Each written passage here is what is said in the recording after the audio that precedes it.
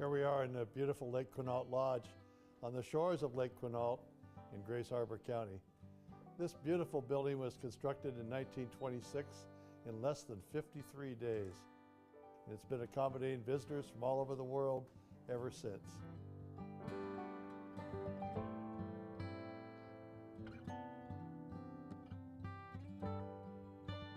It's a joy and a delight to come here and stay.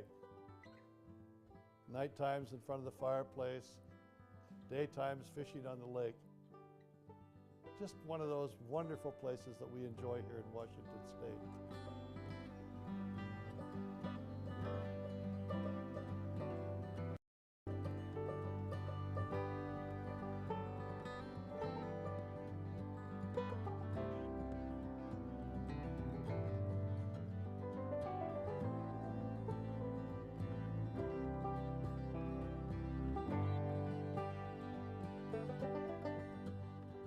What an incredible place in this valley of the biggest trees in the world. It's been a mecca for people wanting to get away from it all and enjoy the big outdoors on the Olympic Peninsula. It truly is one of my favorite places.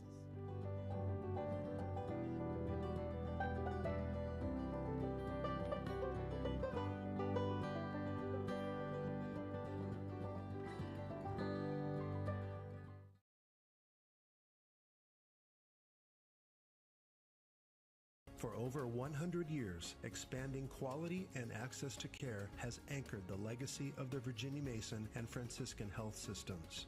As a unified system, Virginia Mason Franciscan Health will continue this legacy, expanding access to high-quality care to our community's most vulnerable.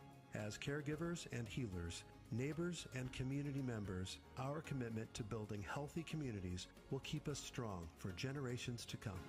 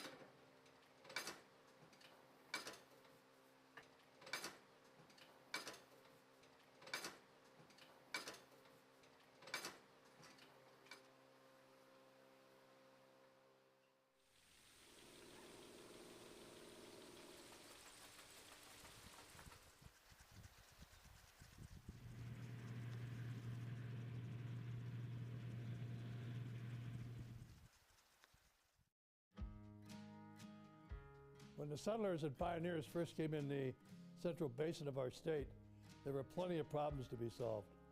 What to plant, how to get water, what do you needed to make things grow, what's the soil like? Just a myriad of questions that had to be answered.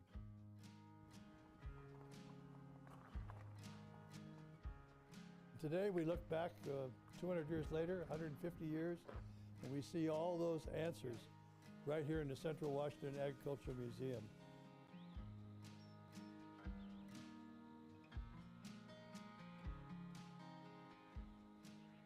Machinery they built, equipment they constructed, ideas they brought forward, tractors they used, every possible type of agricultural implement that you can think of.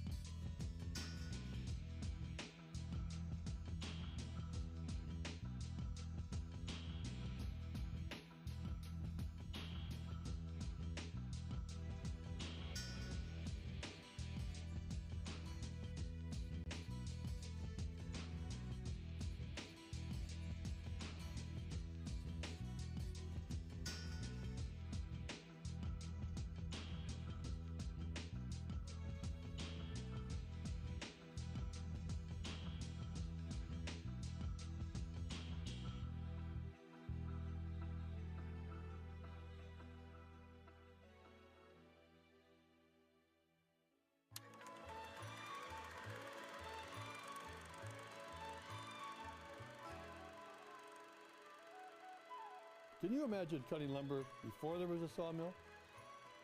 People on the misery whip, standing one man up, one man down, cutting off each board one at a time. Almost impossible.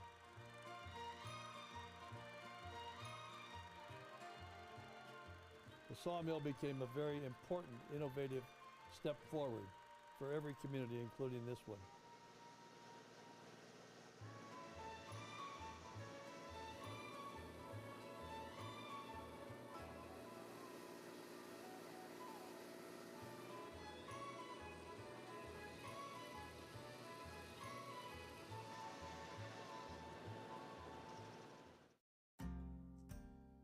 Then there were the tools, the hundreds and hundreds and hundreds of tools that were adapted and invented and made necessary.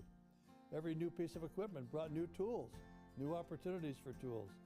And the collection beyond belief is here at this facility, the Central Washington Agriculture Museum. It's amazing. And then as apple production grew, and we saw it improve and apples start to go and be known all over the world, Washington State apples. How do we sort them? How do we wash them? How do we clean them? How do we pack them? How do we not bruise them? And how do we get them to market? That story is told as well.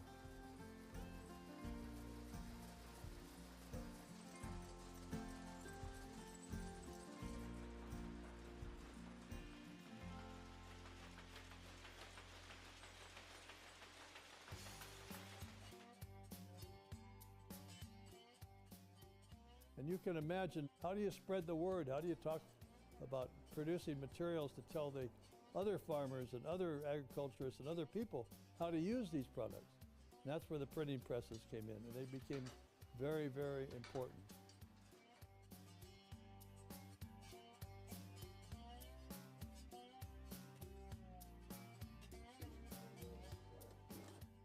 This is a first-class museum.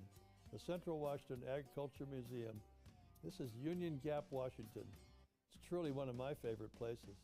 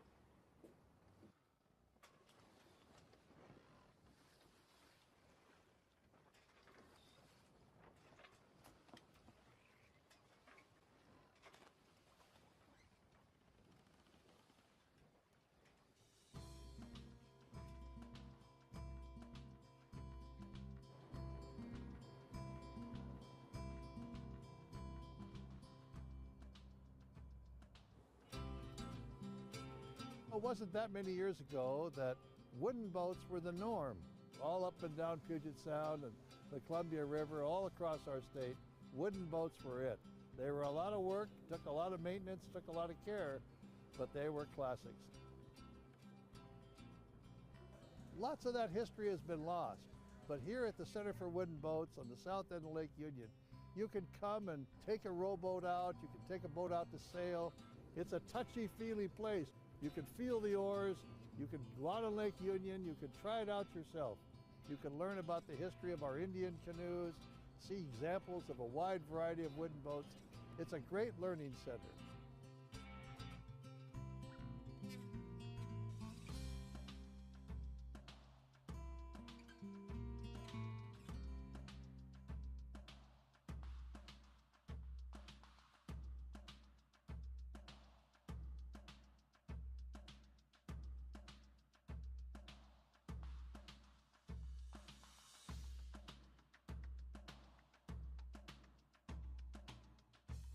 This was the dream of Dick Wagner. Dick lobbied every one of us who were public officials to help establish this location, to teach people.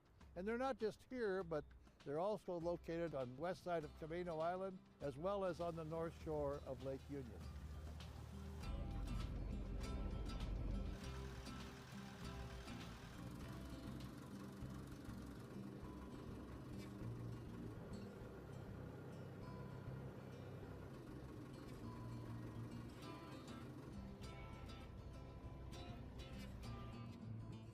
This is the Center for Wooden Boats, where you can actually have a boating afternoon and activity for a very low cost and learn a lot.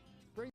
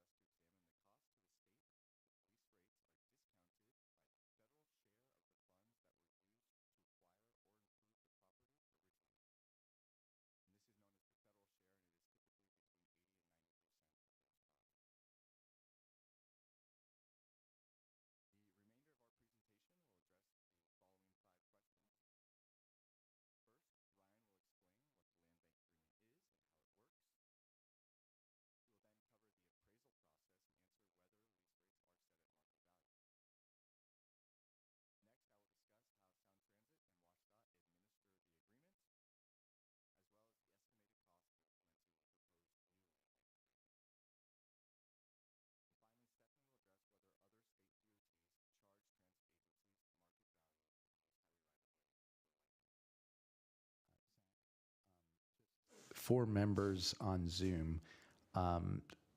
Please don't hesitate to raise your hand, your virtual hand, if you have questions.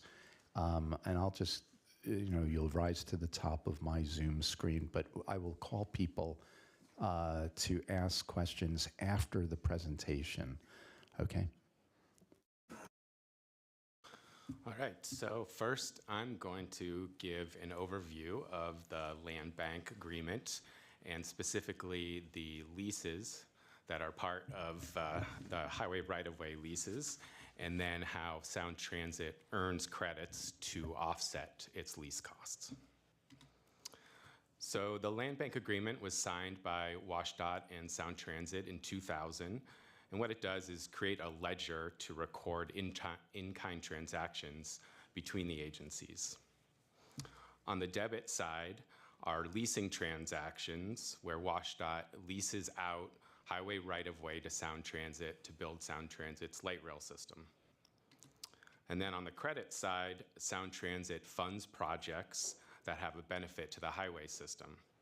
Most of those credits are related to direct access on and off ramps used by buses and high occupancy vehicles. Sound Transit then uses those credits from that funding to offset the cost of its leases.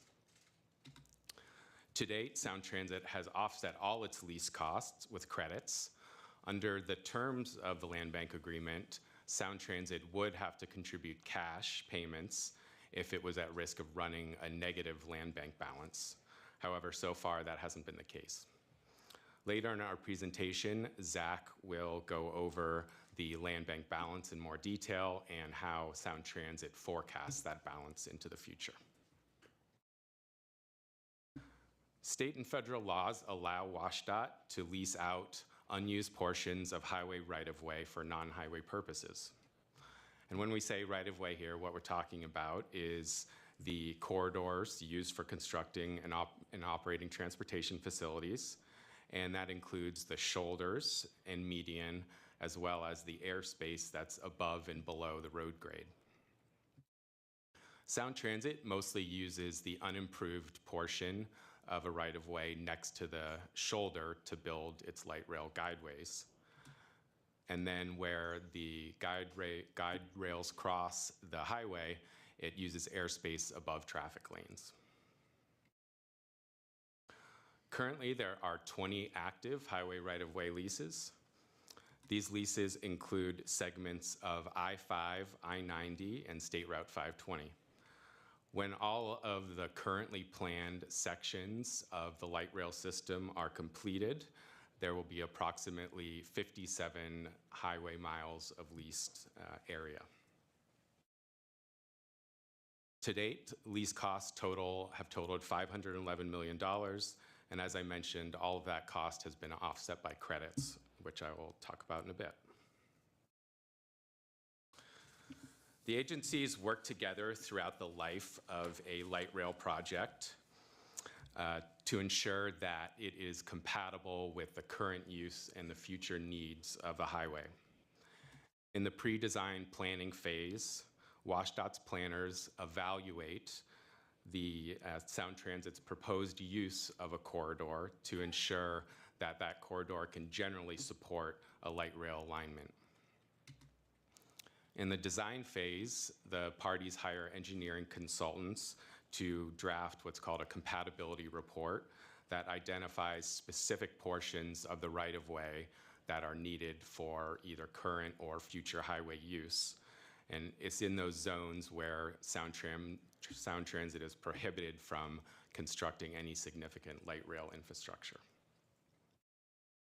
Finally, in the construction phase, WashDOT sends inspectors to the project sites to ensure that the construction contractors are adhering to the compatibility report and other design documents. Because the leased right-of-way is highway that was originally purchased and constructed with federal dollars, the U.S. Department of Transportation's Highway Administration reviews and approves leases and project design documents. Now I'm going to switch gears and talk about the credit side of the land bank ledger. To date, Sound Transit has earned $602 million in credits to offset its lease costs. These projects are located on I-5, I-90, I-405, and a few other state route highways. The projects are primarily bus system improvements that also have a mobility or safety benefit to general highway users. So a couple of examples. This picture shows the direct access ramp linking the left HOV bus lane to the Linwood Transit Center. Another credit project, Sound Transit funded construction of new bus HOV lanes on State Route 522 near Bothell.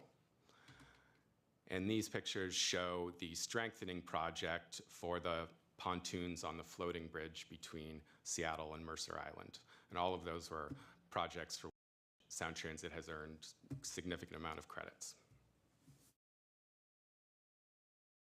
So next, I'm going to discuss the property valuation method that WashDOT and Sound Transit use to set lease rates for highway right-of-way. Our study mandate specifically asked us to evaluate the method and whether the lease rates are market value. WashDOT's rules, as well as the land bank agreement, require lease rates to be market value.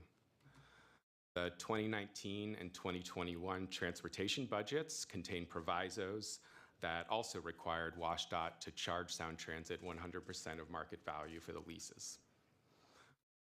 The proviso containing that requirement was not included in the most recent supplemental transportation budget. We hired independent appraisers with a lot of experience valuing rights-of-way specifically, and they examined Sound Transit and WashDOT's valuation method. They confirmed that the lease rates are 100% of market value, and they confirmed that the method the appraisers used met industry standards. So I'll spend the next two slides going into a little bit more detail about what that valuation method is, because it's a little bit counterintuitive about how it's done. So traditional valuation techniques that most of us might be familiar with when you buy a house are not available when an appraiser is looking at right-of-way. And that's because rights-of-way are, as you can imagine, pretty unique properties, and that they're very infrequently sold or leased. So there's not a lot of market data about comparable sales. So what appraisers have to do instead is they look at the properties adjacent to the right-of-way. And so they, they look at the properties adjacent to the right-of-way, and they're assuming in the absence of the highway that the highway property would share similar characteristics as those adjacent properties. So this method is known as across the fence, and it has been accepted as an imperfect but the best method available for appraisal of right-of-way in the industry, and it has become the standard in the industry. So about how this works, the ATF method. First, appraisers divide the corridor into segments based on the zoning and use of the land adjacent to the corridor. The appraisers then research market sales of land comparable to the adjacent properties. So for example, if the adjacent properties were zoned for multifamily housing, the appraiser would look at sales of nearby land that also had that same zoning. And then using multiple comparable sales, the appraisers arrive at an average cost per square foot for the land similar to the adjacent properties. That cost might be different, for example, if the land was zoned for industrial use.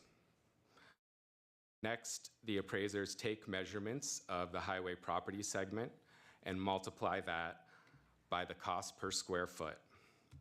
The appraisers repeat this process for each segment and then add all the segments together to arrive at a total corridor value. So now I'm going to cover how the two agencies administer the agreement. In addition to creating a ledger to record in-kind transactions, the Land Bank Agreement also establishes a template for leasing highway right-of-way to Sound Transit. The template includes leases up to 40 years, consisting of an initial 20-year lease with the option to renew for an additional 20. Lease rates set at market value, with the first 20 years of the lease paid up front as a lump sum payment. And finally, the agreement allows WSDOT to adjust lease rates every 5 years at the end of the initial 20-year term. On the other side of the ledger, the agreement allows Sound Transit to earn credit for certain transit improvements. To be eligible for land bank credit, a project must either increase vehicle mobility, that is, reduce traffic congestion. For example, Sound Transit has funded new HOV and transit lanes that increase highway capacity, or the project must improve vehicle safety. So for example, the direct access ramps that Ryan mentioned allow buses to enter and exit the freeway without weaving across multiple lanes of traffic, and that improves vehicle safety. In 2015, WSDOT created the Land Bank Oversight Committee. One of the committee's responsibilities is to determine whether a project provides a highway benefit and is therefore eligible for land bank credit. The eligibility determination process begins when Sound Transit submits a request to WSDOT for an eligibility determination on one of its highway projects. Next, WSDOT traffic engineers review the project's design and other documentation to determine whether it provides a highway benefit. Based on input from the traffic engineers, WSDOT management makes a recommendation to the Land Bank Oversight Committee, which then votes to place the project on the list of credit-eligible highway improvements. As Ryan mentioned, Sound Transit conducts an annual forecast of the land bank balance. And the forecast is completed as part of Sound Transit's federally mandated long-range financial plan. And the forecast considers current and future leases, which are on the debit side of the ledger, planned highway improvements, these are the projects that Sound Transit expects to receive credits for. And finally, economic indicators, such as right-of-way inflation or expected discount rates. The graph here shows the land bank forecast from 2022 to 2028. At the end of the current year, Sound Transit is projected to have a land bank surplus of 123 million credits. However, as you can see, the forecast shows a negative balance from 2024 to 2026. And as Ryan mentioned, the land bank agreement prohibits the ledger from running a negative balance. And as a result, Sound Transit will likely have to pay cash for certain leases between 2024 and 2026. And this would represent the first time that Sound Transit has had to pay cash for leases under the land bank agreement. As you can see, the balance does return to a surplus in 2027 following the completion of Sound Transit's bus rapid transit project on I-405. And one final note on the forecast, that the 2022 forecast does represent a significant deviation from previous years. For example, in 2021, Sound Transit expected its credits would last until 2049, which was in line with prior year projections. The reversal in the 2022 estimate stems from rising property values in the Puget Sound region, as well as forecast errors identified by JLARC staff during the study. The agencies have developed new procedures since the land bank was last updated in 2003, and as a result, JLARC staff found that the land bank agreement no longer reflects current practice. Some of these new procedures include new lease types, such as temporary construction leases, which cover the construction phase and are now standard practice on all leases under the land bank agreement. In addition, they've developed new administrative and accounting procedures and appraisal responsibilities, as well as the creation of the Land Bank Oversight Committee, which has created new criteria and processes outside of what is in the land bank agreement.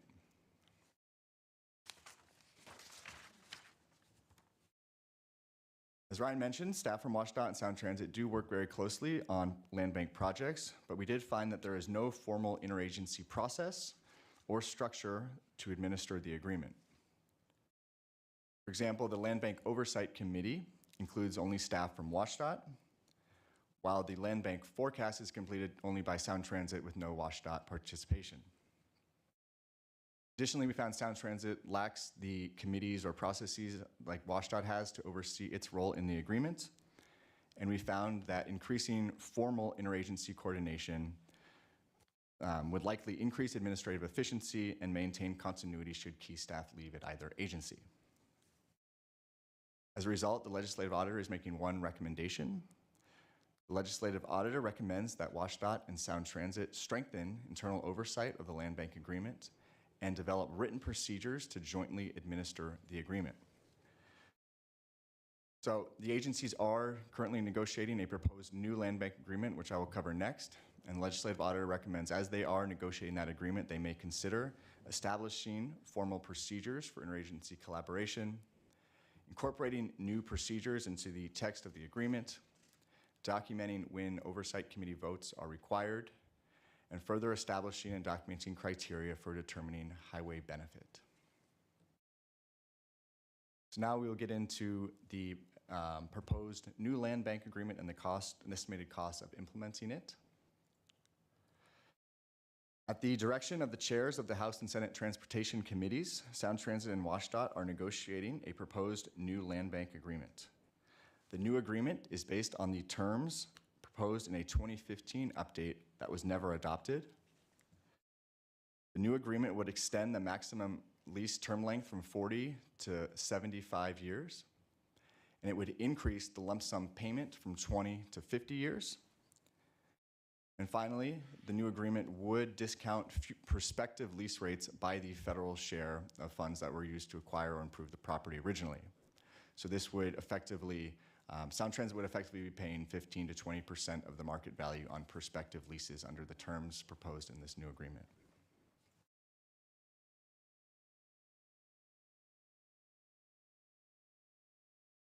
JLARC staff updated Sound Transit's forecast model to reflect the terms in the proposed new land bank agreement.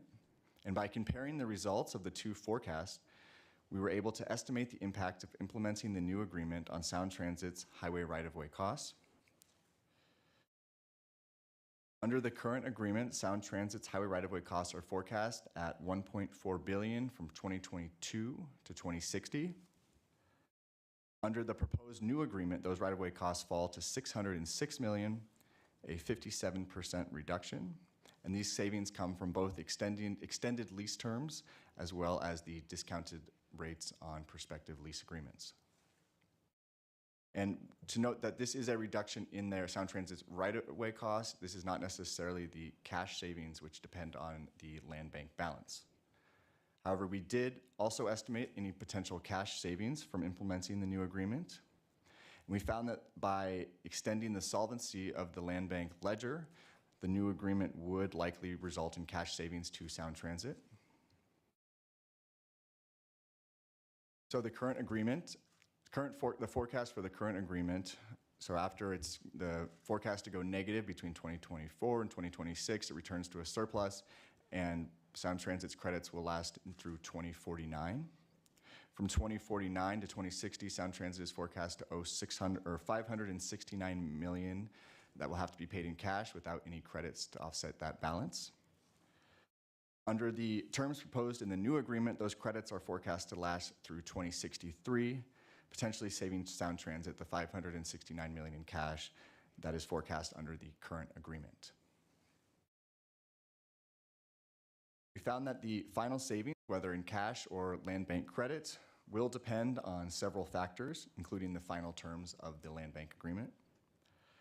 For example, Sound Transit may earn more credits for future highway improvement projects, as the current forecast does not project any credits beyond 2027.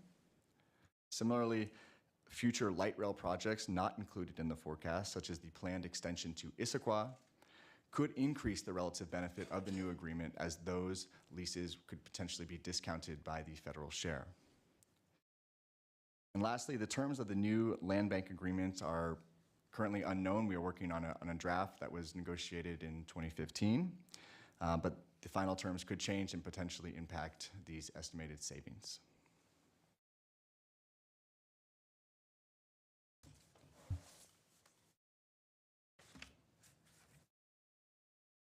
And now we'll look at leasing practices from other states and whether state departments of transportation charge their public transit agencies market value to use highway right-of-way. Staff ultimately surveyed 5 comparison states, and to come up with this list, we looked for states with public transit, built-in state-owned highway right-of-way, and states with geographic diversity. This was to ensure that comparisons reflected different regional priorities. And the 5 states that ended up meeting these criteria are highlighted in blue on the map, and they are California, Oregon, Colorado, Minnesota, and Virginia. As Ryan mentioned previously, federal law allows state DOTs to provide highway right-of-way free of charge to their transit agencies, and this is so long as the public transit agency's use of the right-of-way does not interfere with highway operations. And so from our review, we found that other states do not charge transit agencies market value to use highway right-of-way. And in fact, California, Colorado, Minnesota, and Virginia all provided highway right-of-way free of charge to their public transit agencies, and therefore did not need to conduct appraisals. Oregon, in comparison, provides highway right-of-way to TriMet, Portland's regional transit agency, at a discounted rate using permanent easements. So, like Washington, Oregon DOT will first appraise the highway right-of-way using the across-the-fence valuation method Ryan mentioned, and this is to determine market value. However, unlike in Washington, Oregon will then discount TriMet's acquisition costs by the federal share. And as Zach mentioned at the beginning of the presentation, the federal share is the percentage of highway project acquisition and construction costs that were initially paid for with federal funds. And this is typically between 80 and 90% of those project costs. And similar to Sound Transit, TriMet can receive credits for funding highway improvements. These credits can then be used to offset acquisition costs. So just to summarize the presentation and its key findings, our review found that lease rates are set at market value. Sound Transit has offset its lease costs by funding projects that benefit the highways, and Sound Transit will likely have to pay cash for certain lease costs between 2024 and 2026. Both agencies would benefit from increased oversight of the land bank agreement.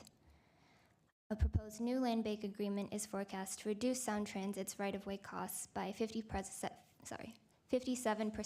through 2060, and other states do not charge transit agencies market value to use highway right-of-way. And to conclude, we'll reiterate the legislative auditor's recommendation, which is that WashDOT and Sound Transit should strengthen internal oversight of the land bank agreement and develop written procedures to jointly administer the agreement. So that concludes our formal remarks. We will present the proposed final report in January. The full report and additional information, including an interactive map of Sound Transit's current and future light rail leases, can all be found at our website. Here's our contact information, and we're happy to answer any questions. Thank you. Thank you. We have some questions from members up on the dais here.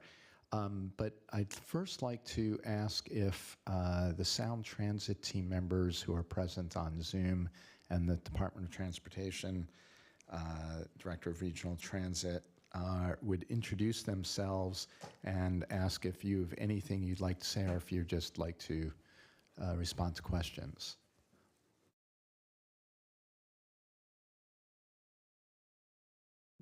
Good morning, Mr. Chair, members of the committee. My name is Alex Soldano. I'm the Director of State Relations for Sound Transit.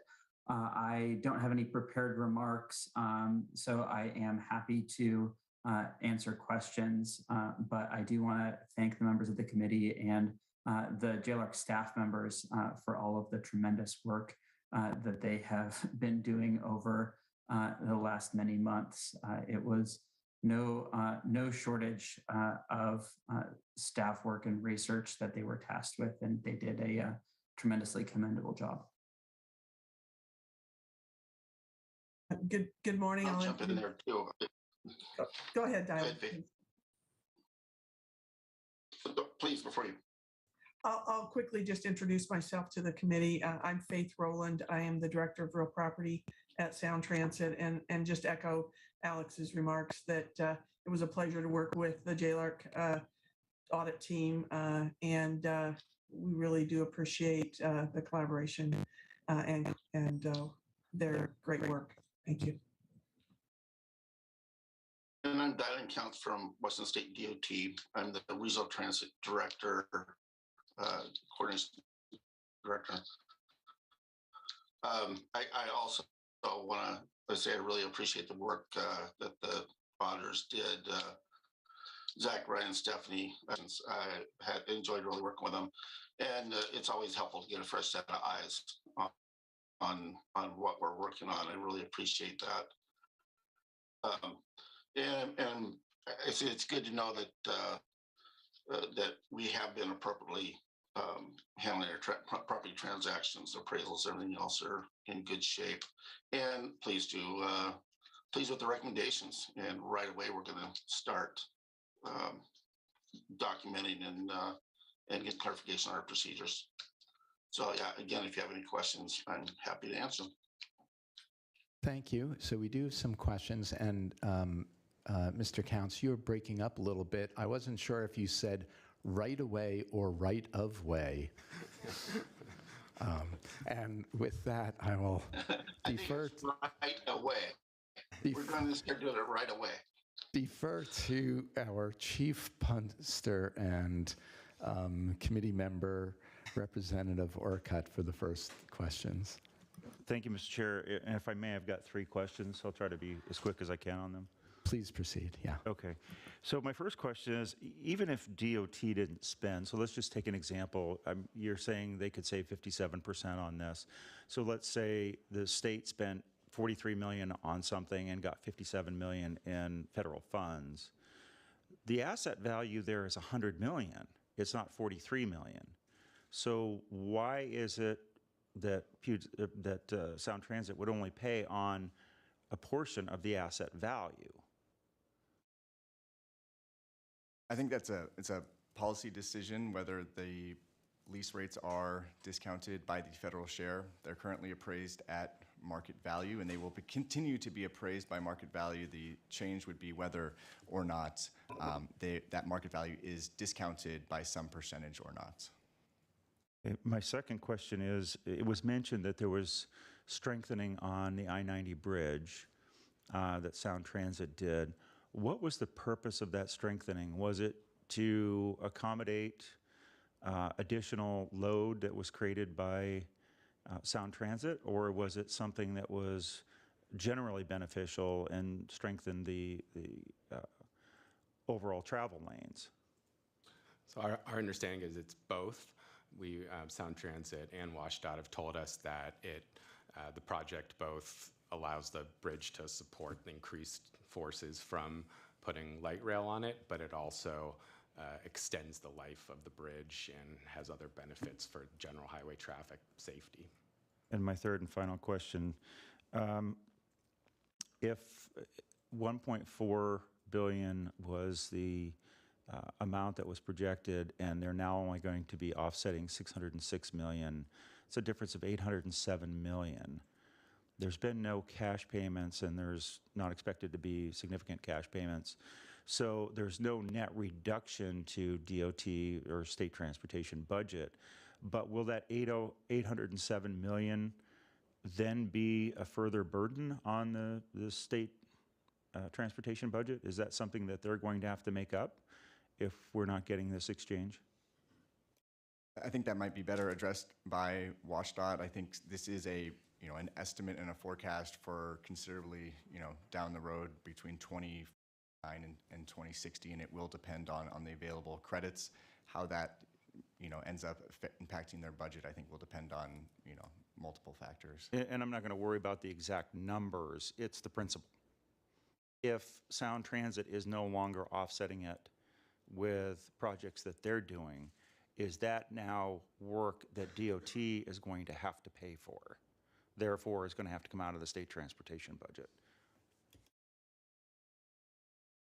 So I will say one thing I think we can add there is that Sound Transit has a voted on plan to build a lot of infrastructure, including bus infrastructure that has this additional highway benefit.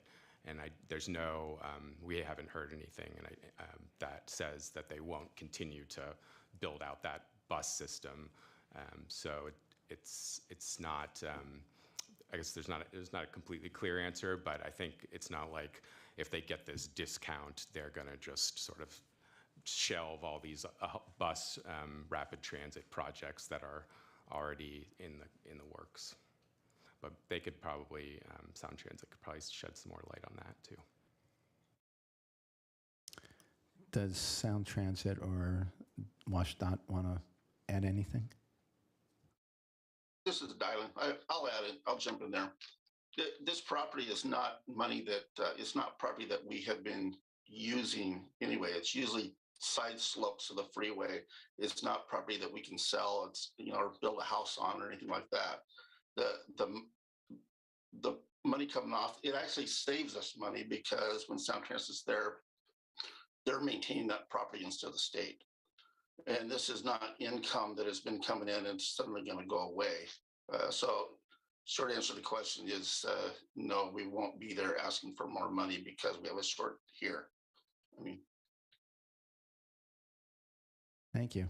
I'd like to now turn to, on Zoom, Transportation Chair Phi has some questions. Thank you, Mr. Chair. I have two topics, but they're kind of interrelated. Did I hear correctly in the presentation that it was only for a period of 3 years that market rate was used for the evaluation of the property? And I'm presuming that prior to that time, market rate was not used. Is that correct?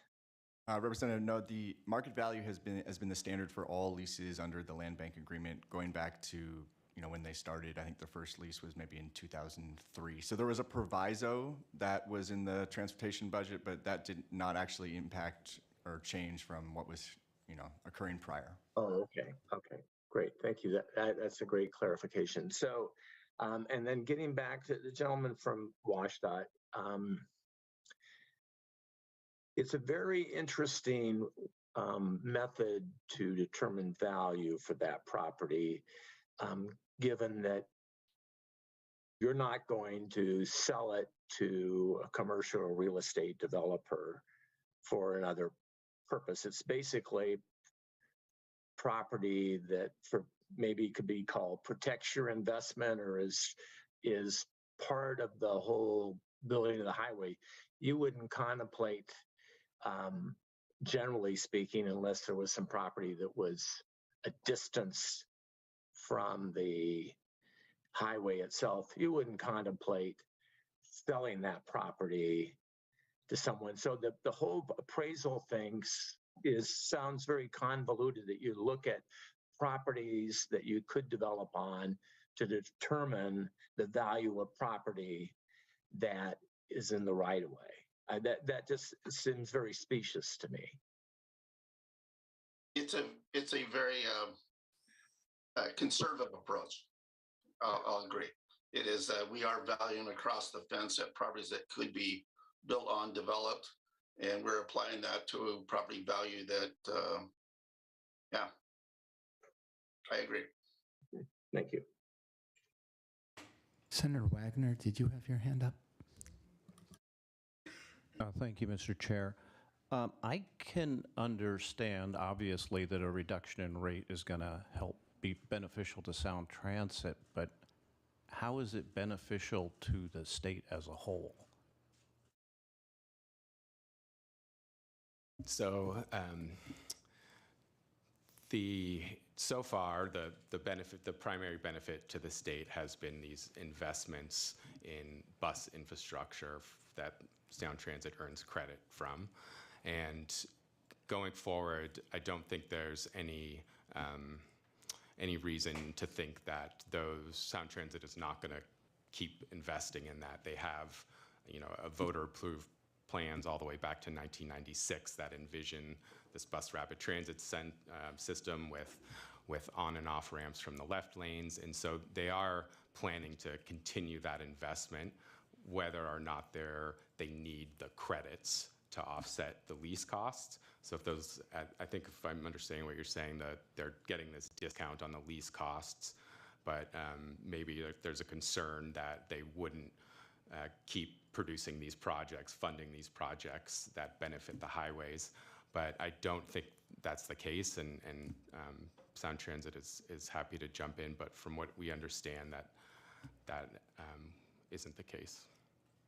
But wouldn't their obligation to do that, their fiscal obligation would be decreased? So their obligation to fund future projects would go down.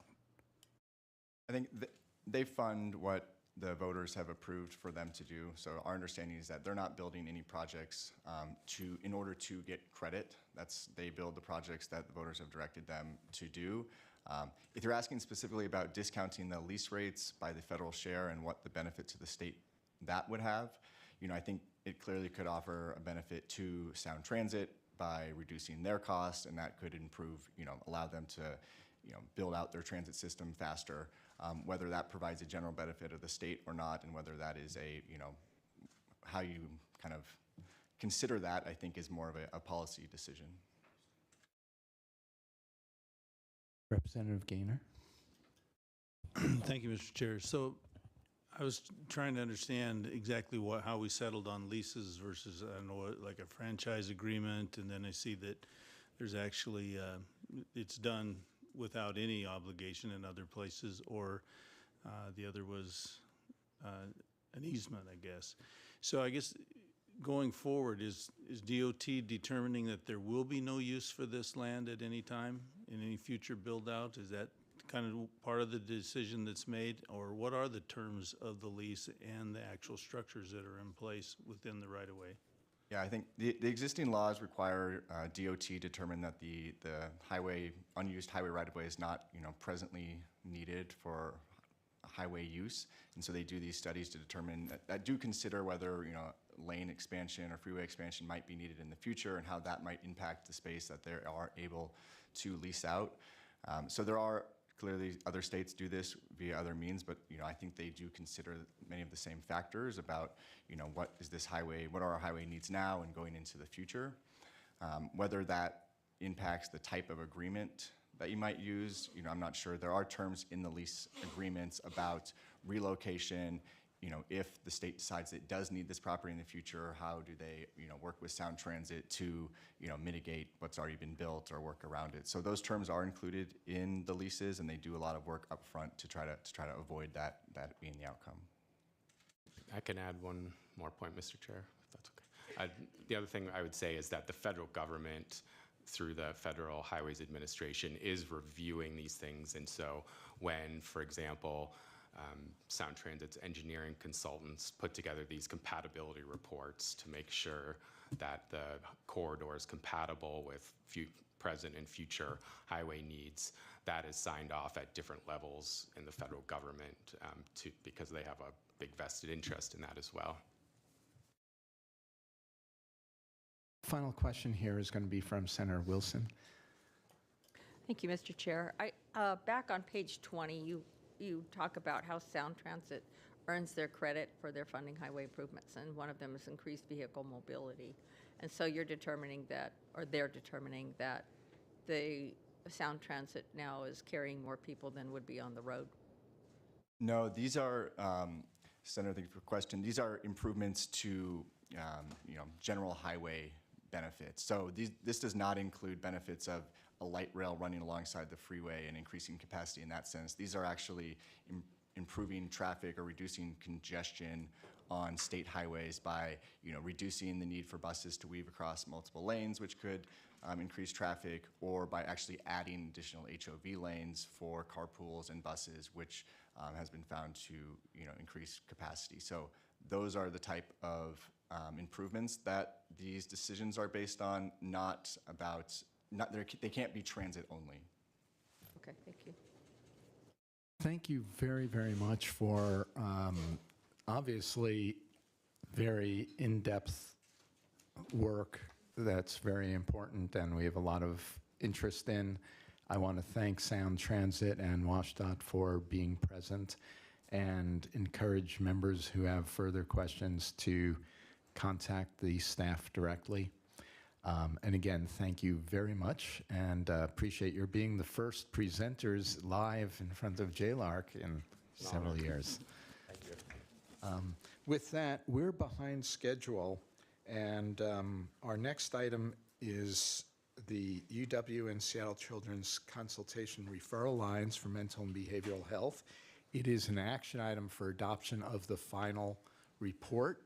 So please bear in mind whether or not you want to make motions for adoption and distribution of the final report. And with that, let's have Casey and Amanda take it away. Good morning, Chair Paulette and members of the committee. My name is Amanda Edrick, and I'm joined by my colleague, Casey Radistitz. We are staff to the committee. And as you may remember, we presented the preliminary report in September. Today, we are here to present the proposed final report for the evaluation of University of Washington and Seattle Children's consultation and referral lines for mental and behavioral health. This will be an abbreviated presentation and focus on the auditor's conclusion and recommendation. The legislative auditor's conclusion is providers were satisfied with the consultation lines, which they said have improved patient access to mental and behavioral health care. The referral service has helped families find outpatient care, but has struggled to meet timeliness goals and achieve statewide participation. In 2020, the legislature directed us to evaluate 3 consultation lines and 1 referral service for mental and behavioral health care. These programs are run by Seattle Children's Hospital and the University of Washington and operate under contract with the Healthcare Authority. The legislative auditor made 1 recommendation to the Healthcare Authority and Seattle Children's about the referral service. They concurred with the recommendation and will provide more detail about this recommendation in the coming slides. As a quick reminder, the 3 consultation lines are for healthcare providers. They allow providers to call and discuss questions about patient treatment with University of Washington or Seattle Children's psychiatrists. Providers call with questions about patient diagnosis, treatment, medication management, or other topics. On the other hand, the referral service is for families who are seeking outpatient mental and behavioral health care for their children. It helps these families find available providers that fit their child's needs. We found providers use the consultation lines and are highly satisfied with them. Providers said the lines offer excellent and evidence-based advice, reliable and timely service, and help diagnose and treat their patients. Providers also reported that the lines increased access to their patients' care, access to care by filling a gap in the system, helping patients overcome barriers to receiving care, and educating providers about treatment. Overall, the providers were extremely satisfied with the services and appreciative of the services. And that concludes my remarks on the consultation lines, and I'll turn it over to Casey to talk about the referral service. Thanks, Amanda. The rest of our presentation will focus on the referral service for families and the legislative auditor recommendation. As Amanda mentioned, the referral service helps families find outpatient providers such as therapists or counselors for their children. The service is state-funded and operated by Seattle Children's Hospital under contract with the Healthcare Authority. And since 2019, it has served over 6,700 families. The referral service is a 5-step process. And we surveyed families who used the referral service in 2021 to learn about their satisfaction. About 1,600 families responded to our survey, which was roughly a 54% response rate. And we found that between 73% and 82% of families were satisfied with the operating hours, their discussions with children's staff, and the service provided. And we did not find evidence of differences in satisfaction among families of different races, languages spoken, or location. And while families were generally satisfied with the referral service, they were unsatisfied with how long the process took. For example, less than half of families were satisfied with the time to have an appointment with a referral specialist or the time to receive the list of providers. Statute directs the referral service to send referral letters to families within an average of 7 days after meeting with a referral specialist. Since 2019, the referral service has met this goal in only 7 of 38 months. The average time to send letters was 17 weekdays or 23 days overall. We also found that some families received their letters more quickly than others. In particular, those with Medicaid insurance received their letters more quickly than those with private insurance. And children's data indicates that families with African American or Hispanic children have Medicaid insurance more often. Children cites rising demand, staffing shortages, and provider availability as factors that have contributed to their ability to meet the statutory goal. We also evaluated referral service participation across Washington and found that 97% of families who use the service live in Western Washington counties. In comparison, only 76% of Washington children live in these counties. And while research and our discussions with providers indicate there's a need for mental health services in Eastern Washington, it's unclear why families in Eastern Washington are underrepresented in the referral service data.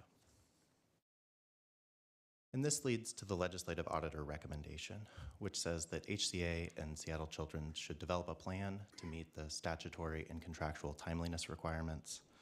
And they should also investigate the disproportionately low participation among families in Eastern Washington. And this information should be included in HCA's future annual report to the legislature. And the Healthcare Authority, Seattle Children's, the University of Washington, and OFM all concurred with this recommendation. You can view our full report and related study materials on our website. And this shows the contact information for the study team and concludes our prepared remarks. We're happy to answer any questions, and we also have representatives from Seattle Children's, the University of Washington, and HCA to provide their response. Thank you. Rather than having everyone from UW and Children's and HCA introduce yourselves, I'm going to just repeat that we have representatives available and see if we have any questions for folks. And we have one from Senator Short to start us. Thank you so much. I appreciate it, Mr. Chair. Just wondering from the agencies, either Seattle's or the Healthcare Authority's perspective, what your thoughts are and how you reach into Eastern Washington to determine the disparity. I know this is a final report, but I'd appreciate your perspective on that. Thank you for the question. This is Bob Hilt from Seattle Children's in the PAL program and UW. Some of this is making sure that providers who are talking to parents in Eastern Washington and regularly making those recommendations are making that recommendation to families more often. Because many of the families are hearing about the referral service from their providers. Also, schools are letting parents know about this referral service. And so those are two of the more important outreach avenues for us, is making sure the providers of Eastern Washington and schools of Eastern Washington know about this as a resource to recommend to parents. And so really stepping up the promotion and outreach in that regard. We, in reflection of during the pandemic, while we were really struggling with our own workforce to meet demand, that service, the referral service, is in a fully staffed state, and thankfully has been since over the past 6 months or so. So we are able to keep up with demands currently. And it's a sad state.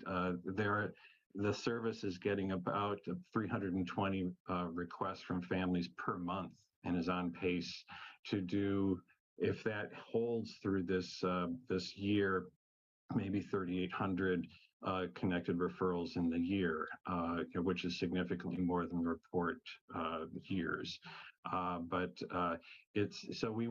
We will plan to continue working with the healthcare authority. It has always been a job to keep up with community requests for help, and community access has always been a challenge and continues to be. Thank you, Mr. Chair. Follow up. It's more of a comment in how we as legislators, especially in Eastern Washington, may be able to help you in that regard.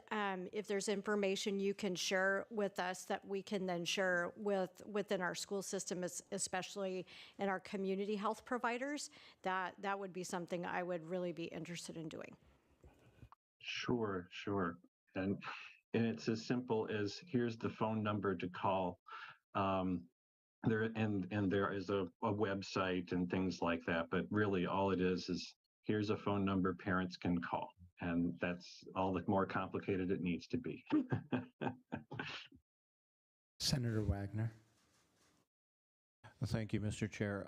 As the ranking member of the Behavioral Health Subcommittee, I get to hear the testimony of the families that have been helped by this. I wish that this body could hear that, because they are so appreciative. To one of the problems, provider availability, that is a metric that the call center doesn't have any control over. That's something that we have to fix as a legislature and as a state. So although it is a shortcoming, meeting their timelines, I don't think they have much control over it. And I can share what it's like right now for a commercially insured family. It's usual that the referral specialists who do this all the time have to reach out to 20 to 30 providers to find one person with availability. And it's not unusual to sometimes have to reach out to 30 to 40. And if you imagine, if you're a parent, are you really going to do that on your own? It's very, very difficult to access services in the community right now. I see Christine Cole with the Healthcare Authority, who is Infant Early Childhood Mental Health Program Manager, would like to respond. Thanks, Mr. Chair. I have a brief statement that'll just take a minute or two if you're comfortable, but I can wait until after questions. Please proceed. Awesome. Thank you. Thanks, everyone. For the record, again, my name is Christine Cole, and I'm the Infant and Early Childhood Mental Health Program Manager. I lead our Apple Health policy and programs that promote emotional health for children birth through 5 and their caregivers, given the proven return on investment for services and supports in early life. I also have the privilege of being the contract manager for the PAL contracts, and I'd like to start by recognizing the diligence and professionalism of the JLARC staff, as well as the thoroughness and accessibility of the report. The report nicely brings to light the importance of these lines for providers, and that referral access line is a valued resource for providers and families. The report recommendations in regards to the 2 parts, as it pertains to timeliness, I'd like to echo what was just shared. We really appreciate the efforts of Children's to review the situation and streamline their operations, and we're pleased that there was additional staffing resources provided in the last state budget. As we look forward to planning the approach for right-sizing this service and to meet the changing demands, I'd like to echo what Dr. Hilt has already noted, which is finding a provider requires provider availability, which additional staffing and operational improvement will not address. In terms of the second part related to Eastern Washington, we are going to continue to look more closely to understand why that's the case and address issues as needed. The work of the PAL line is an important component of the services and supports that HCA sponsors. HCA has several important initiatives underway to proactively address and support the behavioral health of Washington's children and youth, including the following 3 initiatives.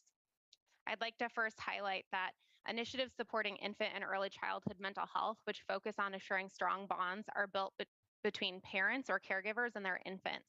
By supporting mental health in the youngest years, children are more resilient to stress and are less likely to develop mental health problems down the road.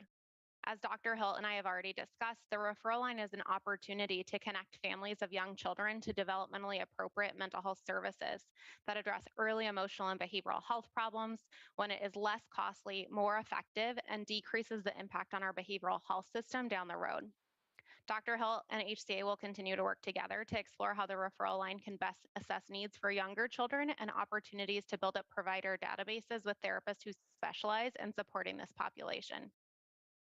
Another important project I want to highlight that addresses the behavioral health needs of children and youth is HCA's Community Health Worker Grant, which focuses on supporting the emotional health of the birth through 5 population, as well as coordinating care and mental health systems navigation for school-age children and youth. This 2-year project begins this January 2023 and continues through January 2025, though our remaining work for this project will be contingent upon us receiving the remaining appropriation in the next budget cycle for fiscal years 24 and 25. I finally want to highlight the implementation of the Prenatal to 25 strategic plan, which was recommended by the Children and Youth Behavioral Health Work Group last legislative session. It includes developing a needed workforce for children and youth behavioral health across the prenatal to 25 age span and the continuum of promotion, prevention, treatment, and recovery. This project provides us an opportunity to understand the key challenges and gaps in our behavioral health system here in Washington, especially when serving children and youth, as well as identifying the next steps to building a developmentally appropriate system of care. Thank you for allowing me the time and attention, and I'm happy to answer any further questions. Thank you. Thank you for having that share with us. And Dr. Unitzer, am I pronouncing your name correctly? Yeah, Jürgen Unitzer. Thank you. Very brief statement.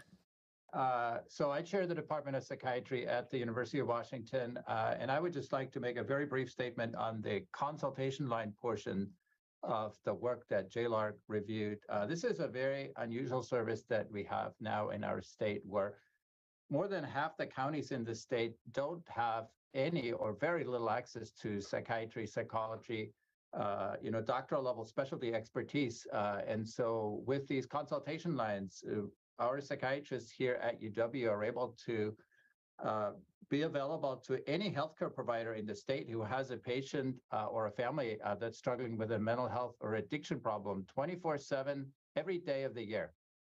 And I think that's a very unusual service, and our psychiatrists find this work really gratifying.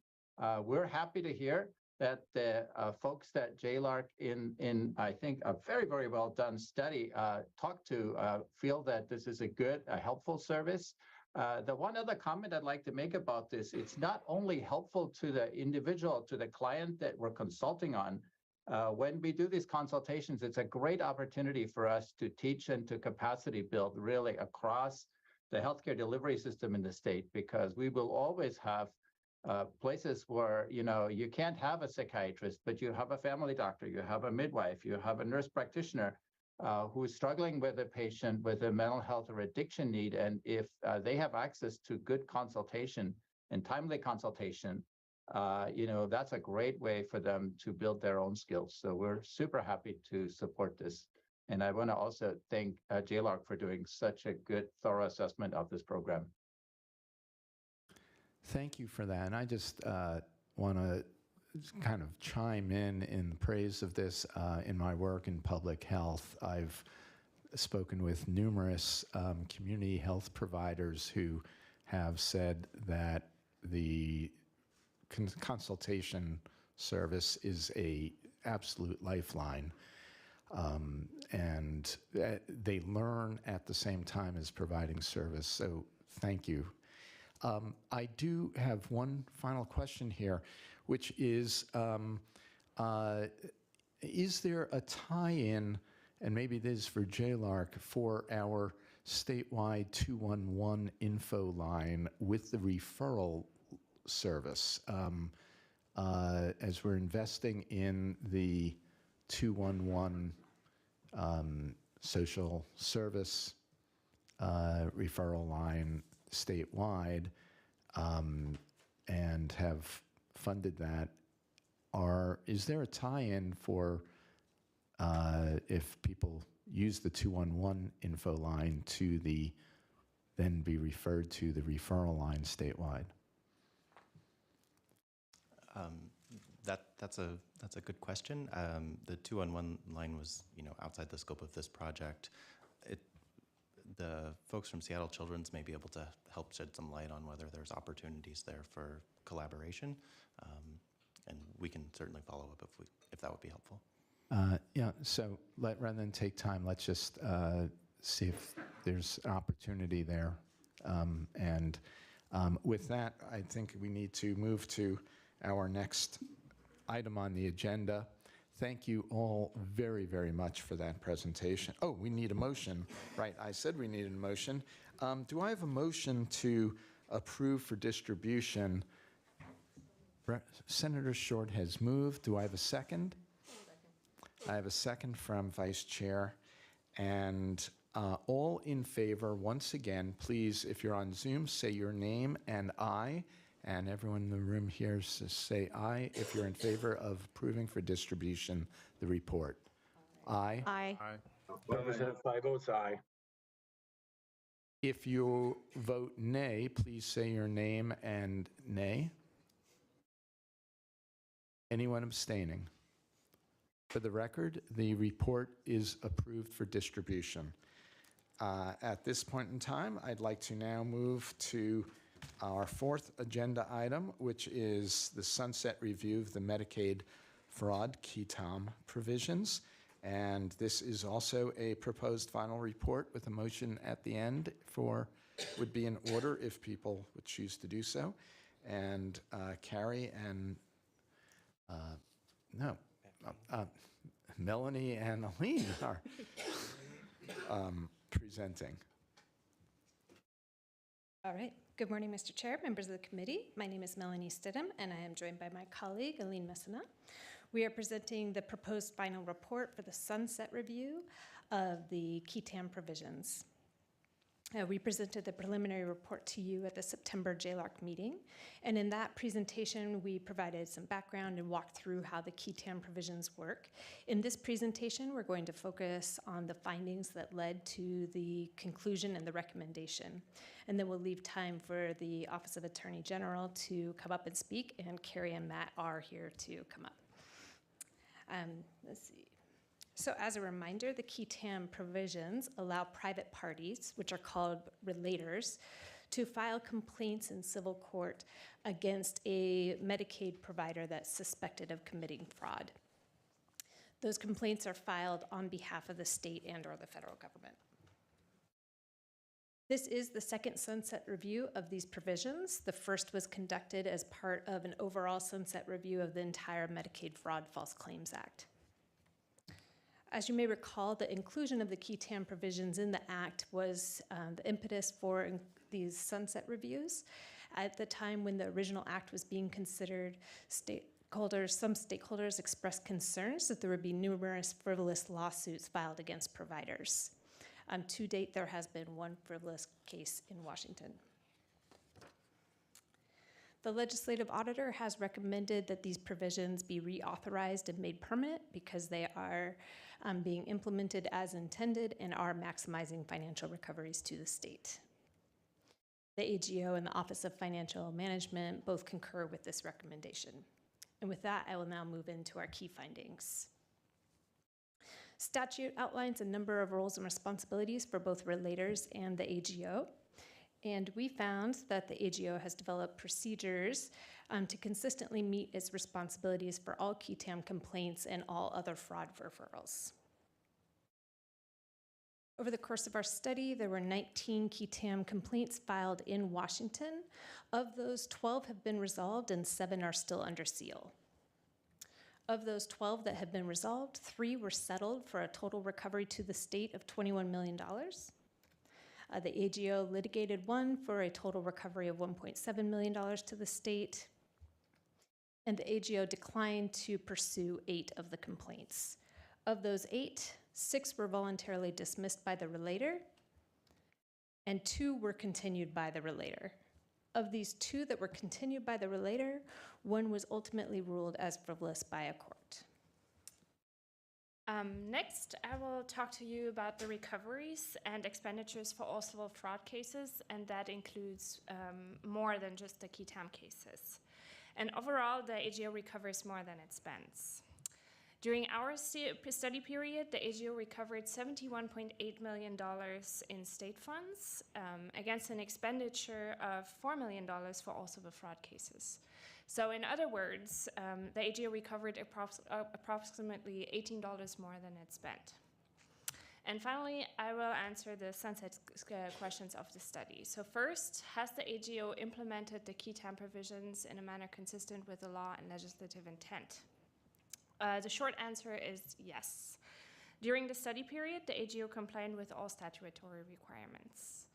Next, has the AGO implemented the key TAM provisions in an efficient and economical manner? And again, here the answer is yes. The AGO uses a consistent process to prioritize key TAM cases, and it weighs the cost of litigation when it determines whether to pursue legal actions, and it adheres to all statutory timelines. Are the AGO's key TAM activities duplicated by another entity or the private sector? The answer here is no. There is no public or private entity that duplicates the roles and responsibilities of the AGO in state key TAM cases. And so finally, what are the possible effects of eliminating or changing the Medicaid Fraud False Claims Act's key TAM provisions? So first, the state would lose a method for identifying Medicaid fraud and pursuing recoveries. And so during our study period, the AGO recovered $22.9 million as a result of the state key TAM provisions. It would also lose the eligibility for an additional 10% in all civil recoveries because Washington complies with the Federal False Claims Act in part due to its key TAM provisions. Washington is eligible for an extra 10% in recoveries, and during our study period, that resulted in $9 million. And finally, the state would lose the ability to participate in multi-state cases. AGO participation has allowed the agency to share knowledge, but also resources with other states and the federal government. And it has helped the AGO identify fraud by providers that are not directly involved in the multi-state case. And so in conclusion, the legislative auditor recommends that the legislature should reauthorize the key TAM provisions and make them permanent because the process meets legislative intent and maximizes recoveries. And the AGO and OFM concur. So this concludes our final remarks. The full report, a short video summary, and a one-page overview can be found on our website.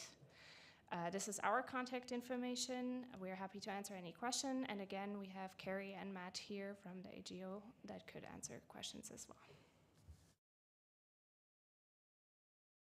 Thank you. Would the AG staff like to come up and say anything, or you just want to be in the front row to answer questions? Well, as we, Carrie Bashaw from the Please come on up to the microphone. Yeah. You've got a card prepared already for you from our wonderful JLARC staff.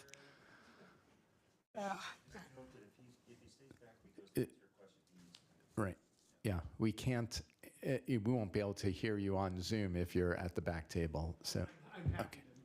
Okay. Thank you. All right. That's fine. I can take it. Welcome. Thank you, Representative Pollitt. Yes, we do sort of feel like we're part of JLARC staff, given the amount of time that we have worked with your staff, that we want to commend. I mean, they were as rigorous as any judge could be when we end up in court. So we appreciate their thoroughness and support their recommendations. And if we have any questions, we're happy to try and answer them. And do we have some questions? Representative Orcutt, followed by Senator Short. Thank you, Mr. Chair. So these cases, if key TAM didn't exist, are these cases that the AGO would have taken?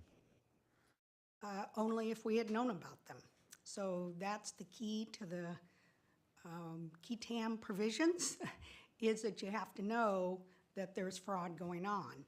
And I'm sorry, I don't mean to interrupt, but I guess my point is the AGO would have been the appropriate place for someone to go if it were not for the key TAM. would the AGO have taken these cases?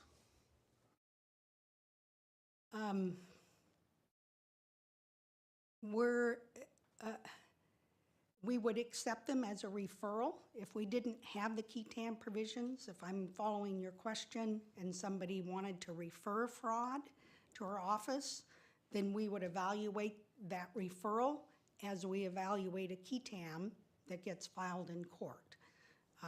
And we make decisions whether to continue the investigation and pursue a recovery against the provider, but that is still dependent on a referral process. Senator Short? Thank you, Mr. Chair. Just wondering, with the money that was recovered, the $71 million, how many cases does that represent? So I can take a little stab at that. So that represents all of the civil fraud cases, and that is just the state portion of the recovery. And so the AGO, I know the total number of cases that they reviewed over the time of our study, which I believe it's in section 3. So it's either 300 or 400, don't quote me on that, but it's a lot. And so a lot of those cases are key TAM cases. A lot of those are multi-state, however.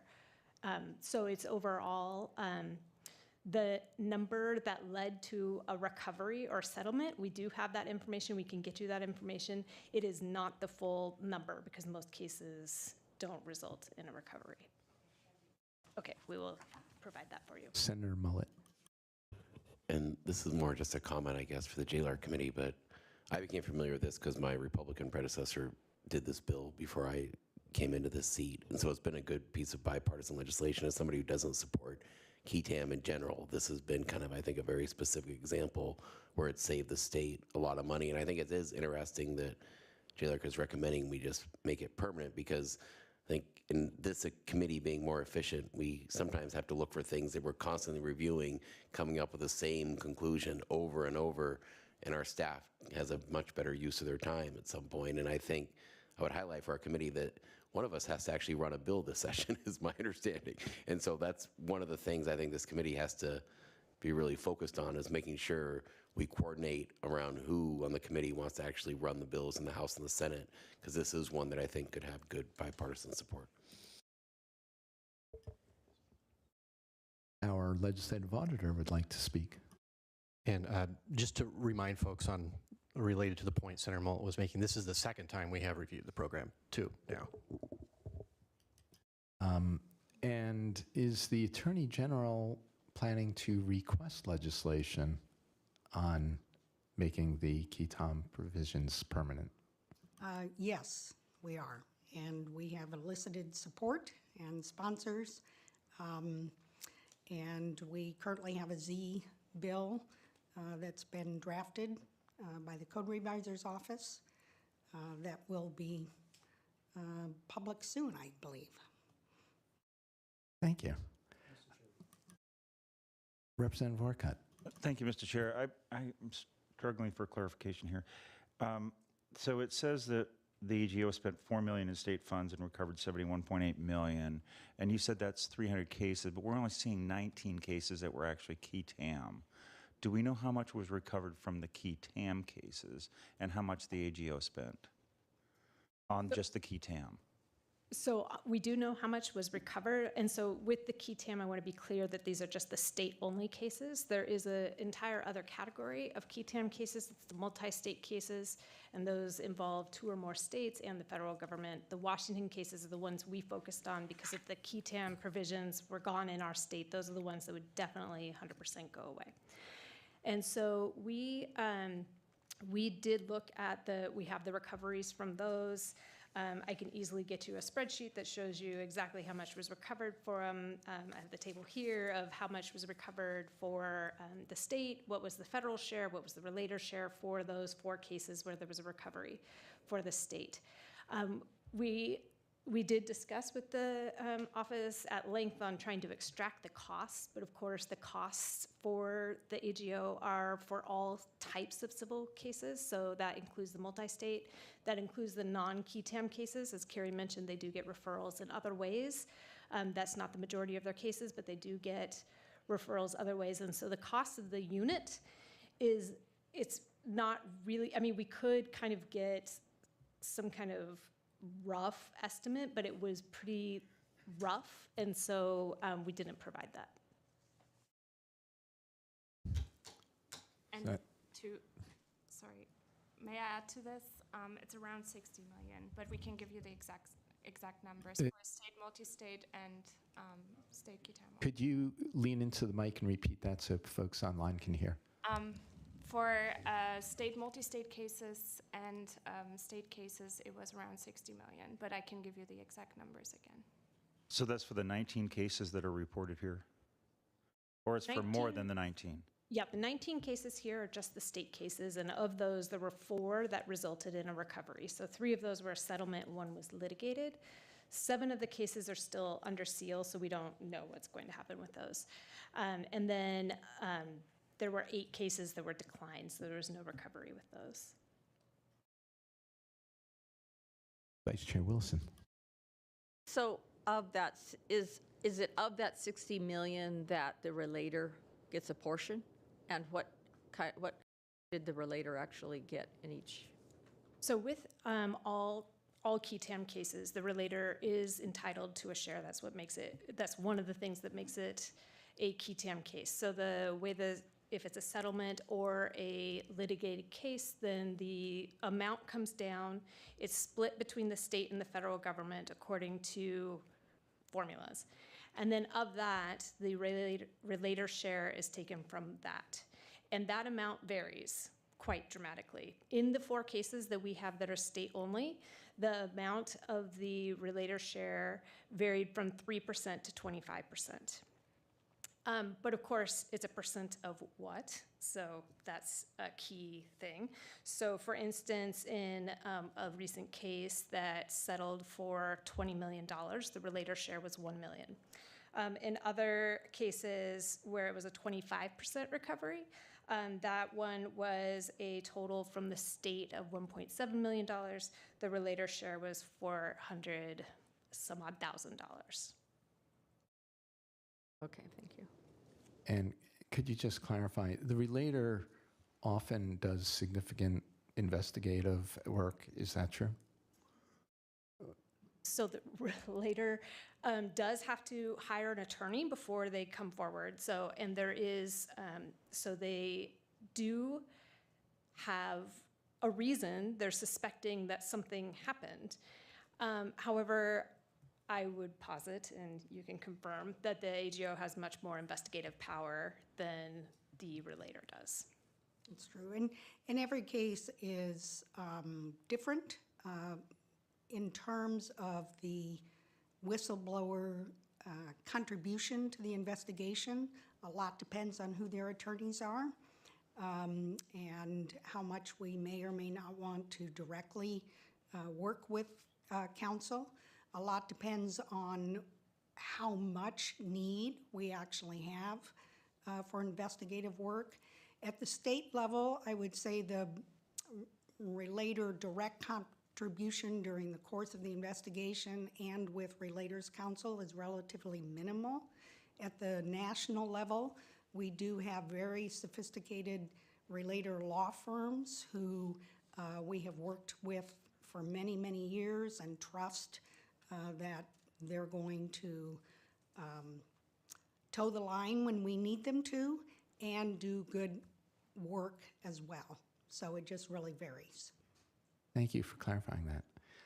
We have one more question from Representative Hoff, and then we're going to move to next for a motion to adopt. Yes, thank you, Mr. Chairman. The relator percentages, are they negotiated percentages, or is that a court-issued edict? They are negotiated within the percentages that are called out in the statute. Although even those percentages are not, I mean, like any negotiation, if you're feeling like the particular relator, you know, well, let me just give an example.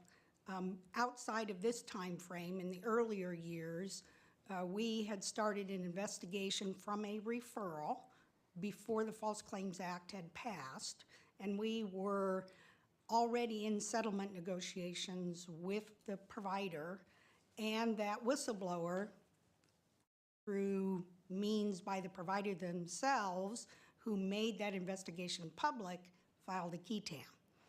And in that particular case, he got a very low percentage. I mean, he was a referent, and he got a very low percentage outside the statutory framework because the False Claims Act had still been around for a while, and he chose not to do it until it had been made public. And one additional point with regard to whether or not it's negotiated or judicially ordered. There was one litigated case in this instance. That was the one in which the 25% was applied, and the court was the one who instituted the 25% on that because it had been litigated, and that's a byproduct of the statutory guidelines for what the court was allowed to provide in that instance. So that in that case, it was not a matter of negotiation. Thank you. Would any of the members like to offer a motion to adopt the JLARC report? Oh, Representative Vorkut first, okay. Thank you, Mr. Chair. I'm a little concerned with the report going out showing 71.8 in the executive summary when we just heard that the actual numbers related to qui tam itself is only about 60.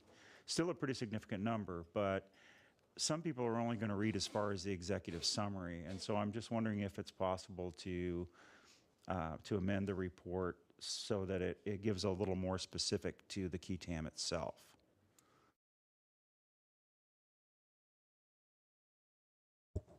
Thank you, Mr. Chair. And I wouldn't want to characterize this as an amendment, but I think you raised an important point, Representative Vorkut, and we can easily add a technical clarification by the staff.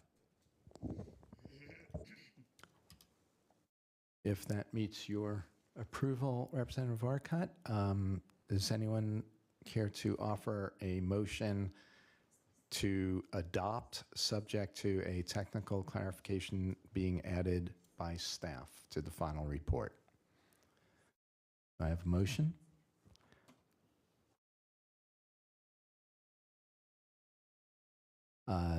Senator Mullet has moved. I will second. Again, any further discussion?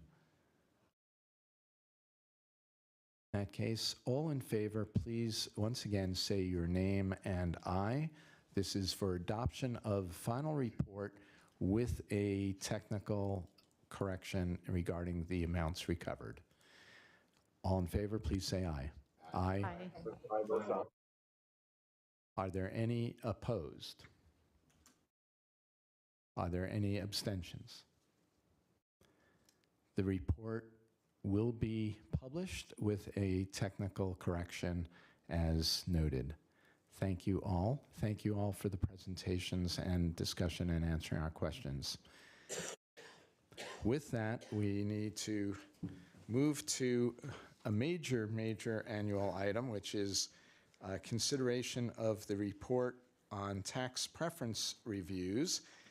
We have 4 major reviews that were done, and I believe online I'd like to introduce Chair of the Citizens Commission for Performance Measurement of Tax Preferences, Mr. Grant Forsyth, who I would like to make sure we'll have a chance to speak on behalf of the work of the entire commission as soon as we are done with the staff presentation from Pete. So Pete, please take it away, and then we'll turn to Grant. Thank you, Mr. Chair. Good morning, members of the committee. I'm Pete Van Moorsel, staff to JLARC. And the next item on your agenda will be the proposed final report for the 2022 tax preference performance reviews. This brief presentation will cover the 7 legislative auditor recommendations. 5 of these require legislative action. And after that, as you mentioned, Mr. Chair, the Chair of the Citizen Commission for Performance Measurement of Tax Preferences, Dr. Grant Forsyth, will discuss its work. and the endorsement of all of JLARC's legislative auditor recommendation, and of course its comments on 3 of those recommendations. You first heard the preliminary tax preference review reports in July, and in August, JLARC staff presented these same reports to the Citizen Commission. The Commission dedicated its September meeting to hearing public testimony on the reports and the legislative auditor recommendations, and its October meeting on adopting comments to the reports. This brings us to today, where we present the proposed final report to JLARC, which includes those Citizen Commission comments. 5 of the 7 legislative auditor recommendations require action. These include the business and occupation and public utility tax credits for the commute trip reduction incentives, B&O tax exemptions and preferential rates for dairy, fruit and vegetable, and seafood processing industries, and property tax exemptions for nonprofit hospitals and cancer clinics. The auditor recommends allowing a different dairy processing preference to expire as scheduled in 2023. This is a targeted B&O tax exemption for dairy products that are sold wholesale to manufacturers who use them as ingredients or components for other dairy products, such as infant formula. And this preference was intended for an infant formula production in Sunnyside that did not occur. Finally, the legislative auditor recommends continuing one preference. This is a sales and use tax deferral for historic auto museums, and this should be continued until the one current deferral in Tacoma is repaid. The Citizen Commission added comments to 3 of these preferences, and this slide shows the legislative auditor's conclusion for these reviews. For the commute trip reduction preference, the auditor concludes that more Washingtonians are using commute alternatives, but that fewer employers are requesting the tax credit, and the credit is likely of limited influence on the amount of financial incentives that businesses provide to their employees. For the fruit and vegetable food processing preference, the auditor concludes that beneficiaries do have job and wage increases in excess of industry and state averages. The preferences do reduce the effective tax rates that these industries pay, but the effective tax rates remain higher than in neighboring states. And for the nonprofit hospitals and cancer clinics preferences, the auditor concludes that these exemptions do meet the inferred intent of encouraging charity care and community benefits, and that beneficiaries provide 99% of the charity care provided statewide, and that the value of charity care exceeds the tax savings attributable to this property tax exemption. If you've got no questions for me, Mr. Chair, members of the committee, I will stop there and hand off to Dr. Forsyth, the chair of the Citizen Commission. Its membership, both voting and non-voting, are on this slide. Let's hear from Dr. Forsyth, and then we'll take questions. Thank you, Mr. Chair, for giving me this chance to speak with you today. For the record, my name is Grant Forsyth. I am the current chair of the Citizens Commission for the Performance Review of Tax Preferences. As you can see from the slide that was put up, we have a great group of people that I work with. My commissioners are all highly professional people. It's a great joy to work with them, as it is staff. And I'm also grateful to the non-voting members for their participation, because they have provided a lot of great clarification over the years. So with that, just one clarification on the membership. We do have a new member this year. It's James, or Jim Orr, has joined us to replace Diane Dick. He has a long educational background, and I just want to make sure that everybody recognizes that, again, we continue to attract great members. With that, if we can move to the first slide. This is about commute trip reduction. And there were a few comments from commissioners about this. And let me emphasize, this year there were no dissenting opinions, and we all spoke with one voice. And so these comments reflect the opinion of the commission as a whole. So the first thing, and I'll be brief on these comments because you can read these on your own time, word for word. But in particular, I think the commission feels like there's still a lot of environmental benefits from the commute reduction preference. Not only environmental benefits, but it's helping reduce congestion, which incidentally is not a problem just for the Puget Sound area. It's increasingly a problem in all parts of the state. And so again, environmental benefits, congestion reduction, and again, helping all sides of the state. We just want to emphasize that as you review this preference. Next slide, please. For food processors, we actually got a great deal of testimony from the wine industry, which is now, of course, as you all know, a major player in the state.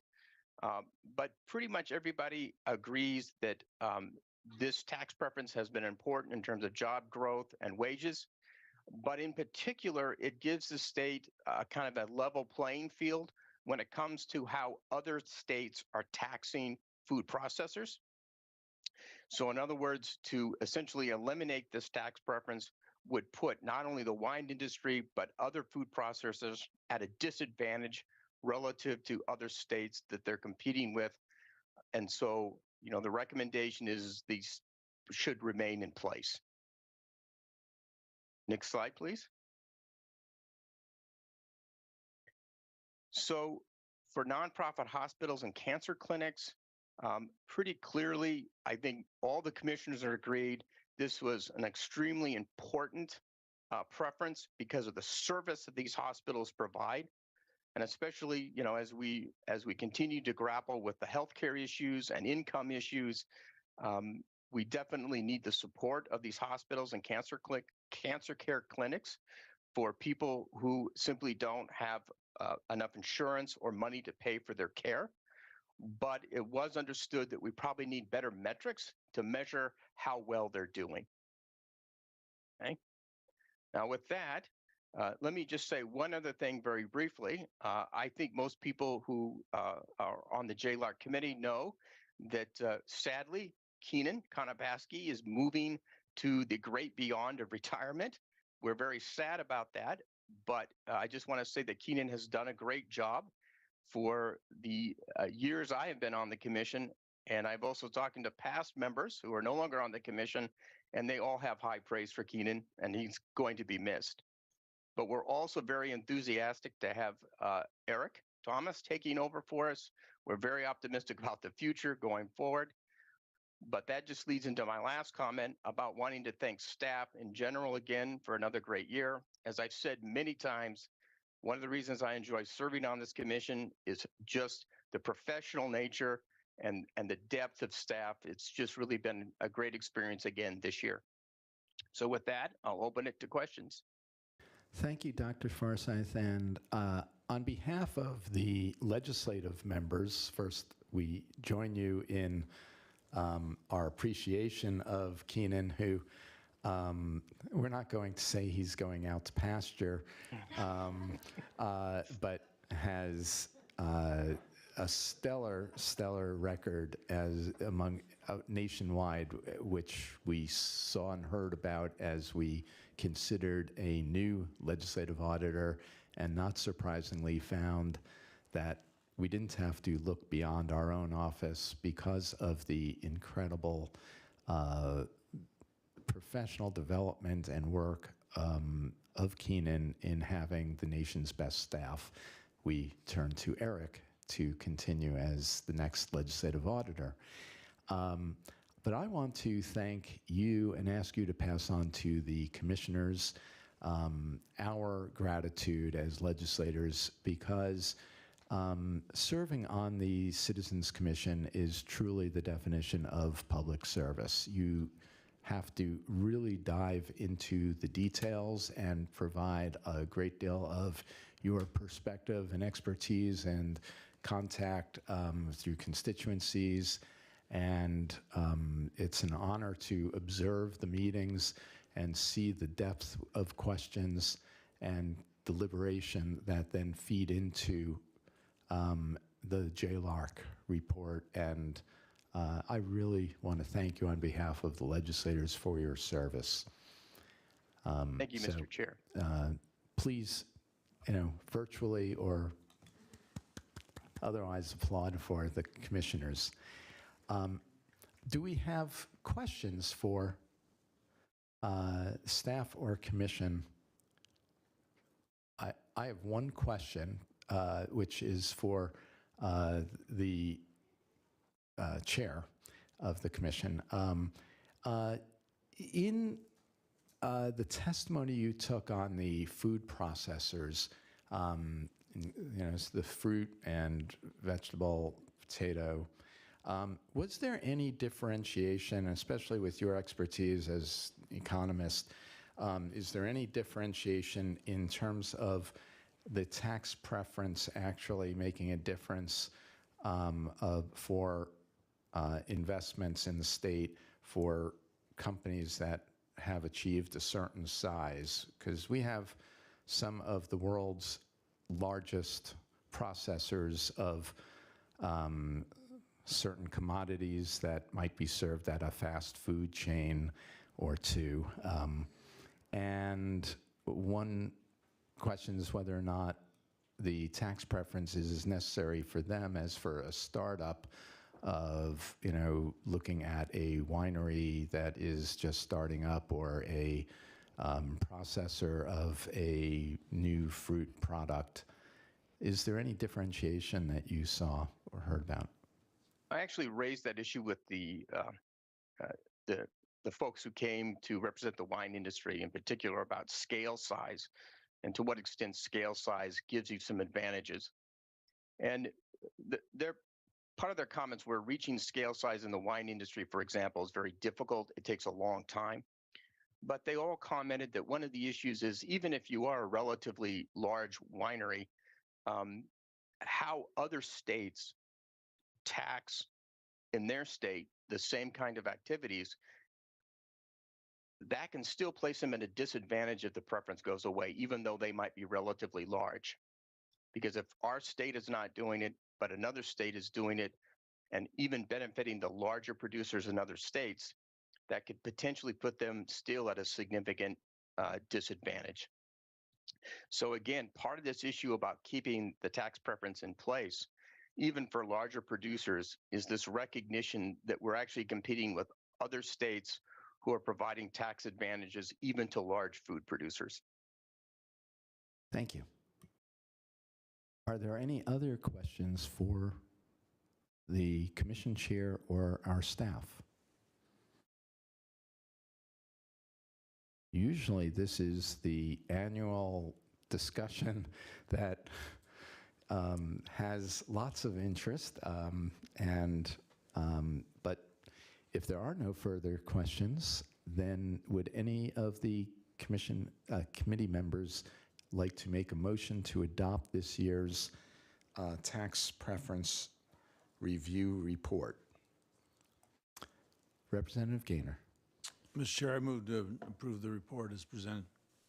It has been moved. Do I have a second? I will second. And once again,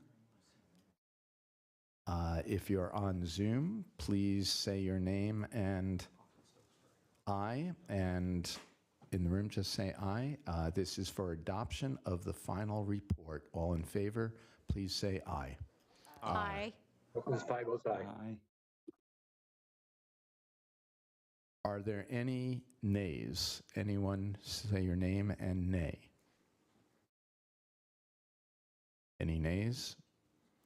Are there any abstentions? There are no abstentions. The report is adopted unanimously.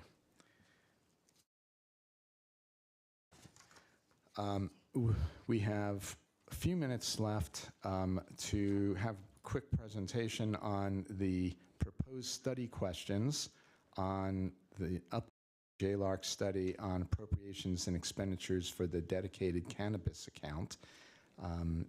So let's, I beg your indulgence, members, that we may go 5 minutes over. And with that, let's welcome again Stephanie and Ashley. Welcome. Thank you, Mr. Chair, members of the committee. I'm Stephanie Seto, and I'm joined by my colleague, Ashley Trinnell.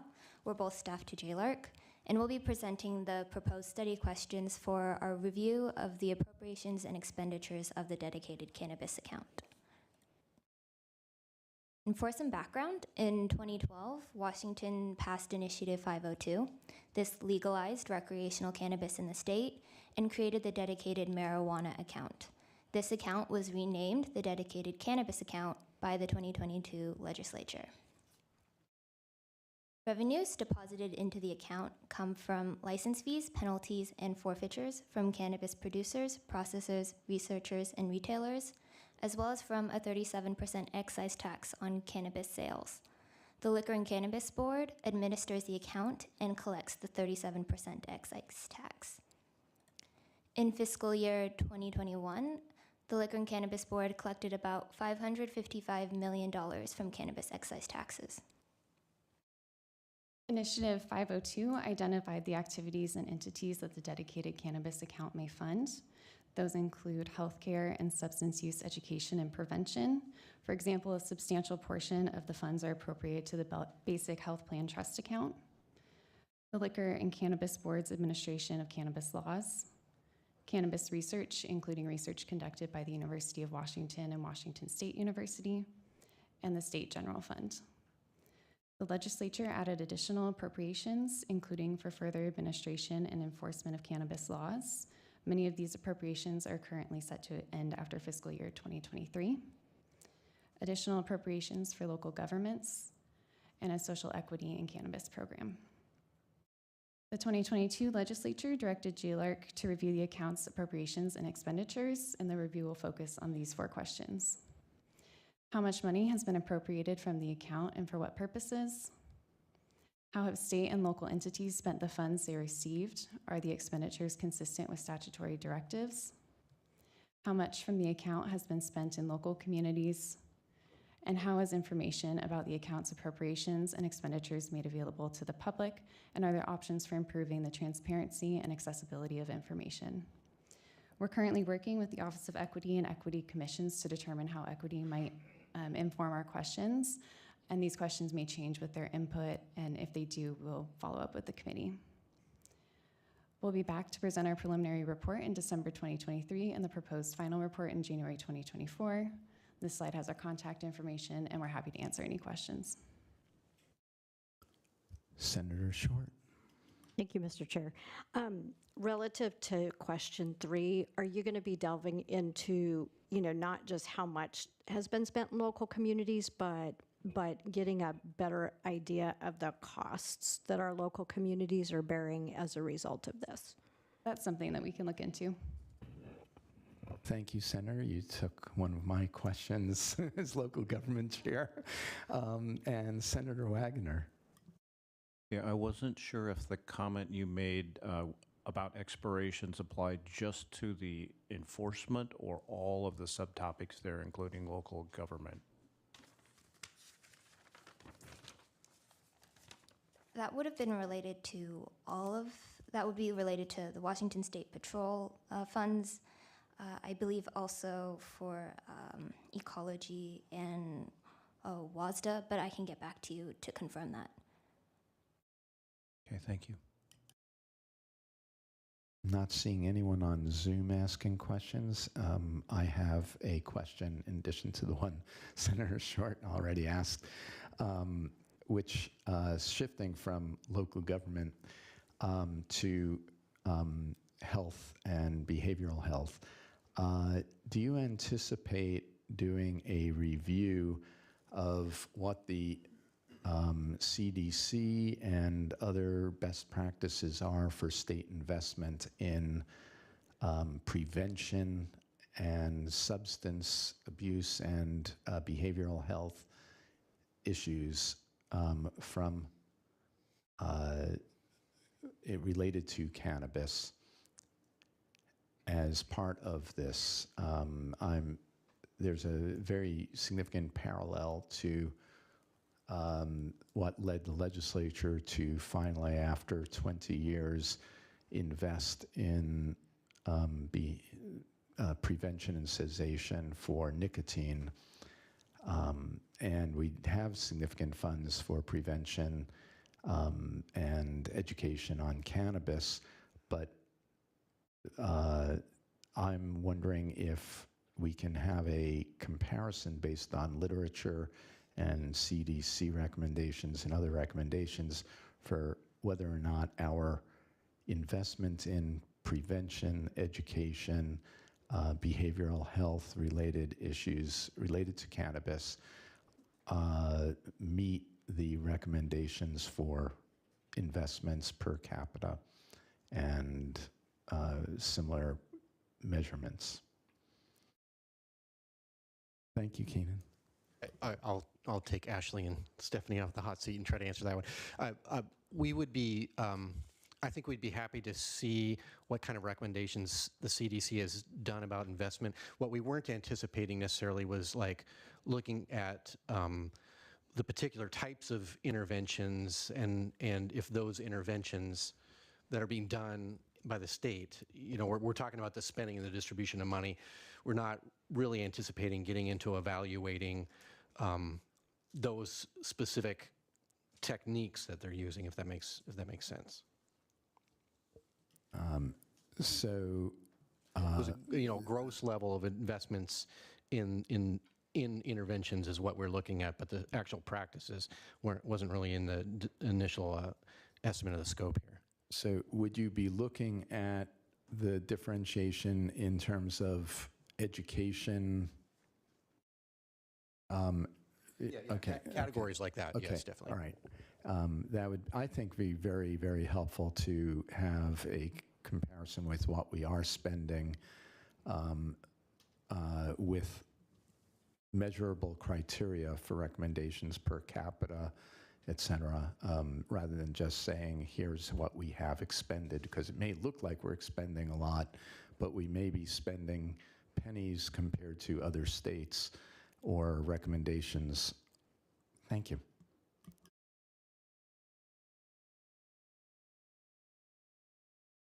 Okay, I'm not seeing any other questions, in which case, thank you both for presenting. Thank you, Keenan, for clarifying.